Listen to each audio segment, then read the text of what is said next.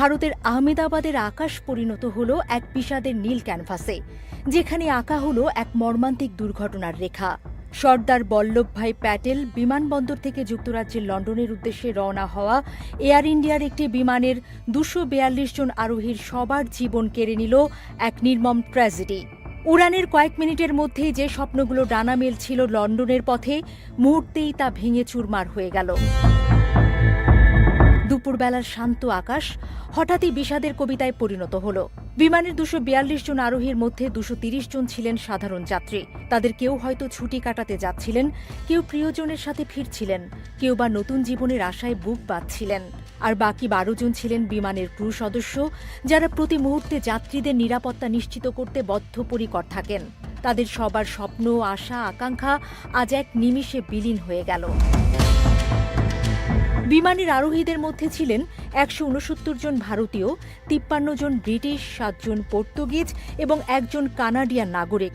প্রতিটি সংখ্যা কেবল একটি পরিসংখ্যান নয়, বরং এক একটি জীবনের গল্প, এক একটি পরিবারের অপূরণীয় ক্ষতি।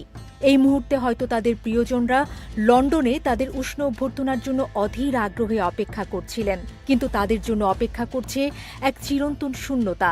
স্বজন হারানোর এই ব্যথা, এই শোক, তা ভাষায় প্রকাশ করা দুঃসাধ্য। Ahmedabad city police commissioner GS মালিকের কথাগুলো বেদনার গভীরতা আরও বাড়িয়ে দেয়।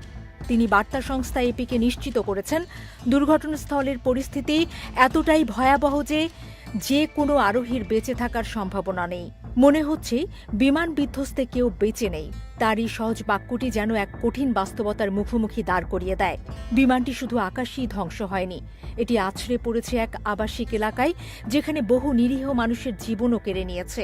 চারিদিকে ধ্বংসের চিহ্ন, পোড়া গন্ধ আর স্বজনহারাদের আর্তনাদ। এই দৃশ্য কল্পনা করাও কঠিন। ভাইরাল হওয়া এক ভিডিওতে দেখা যাচ্ছে, রানওয়ে থেকে উড্ডয়নের পর বিমানটি অস্বাভাবিকভাবে দুলতে দুলতে এগিয়ে যাচ্ছিল। এক অনিশ্চয়তা, এক অজানা আশঙ্কায় যেন কাঁপছিল প্রতিটি প্রাণ। এরপরই ঘটে সেই মর্মান্তিক ঘটনা। বিমানটি একটি মেডিকেল কলেজের ছাত্রাবাসে আঘাত হানে। বিমান চলাচল বিষয়ক বিশেষজ্ঞ সাবেক ক্যাপ্টেন সৌরভ ভাটনাগরের বিশ্লেষণ এই দুর্ঘটনার পেছনের মর্মান্তিক কারণটিকে তুলে ধরে। তিনি এনডিটিভিকে জানিয়েছেন, সম্ভবত উড়ানের পরপরই কয়েকটি পাখির আঘাতে বিমানের 2টি ইঞ্জিন বিকল হয়ে যায়। তার মতে প্রথমত মনে হচ্ছে একাধিক পাখির ধাক্কায় 2টি ইঞ্জিনই বিকল হয়ে যায়। উড্ডয়ন নিখুঁত হলেও পাখির আঘাতের কারণে ইঞ্জিন বিকল হয়ে যাওয়ায় বিমানটি পূর্ণ শক্তি হারিয়ে ফেলে এবং নিয়ন্ত্রণ হারিয়ে নিচে নেমে আসে। পাইলট হয়তো শেষ মুহূর্ত পর্যন্ত চেষ্টা করেছিলেন এই 242টি জীবন বাঁচানোর। তিনি মেডে কল করেছিলেন, যা এক ভয়াবহ জরুরি পরিস্থিতির ইঙ্গিত দেয়, কিন্তু নিয়তির কাছে হয়তো তার প্রচেষ্টা ব্যর্থ হল।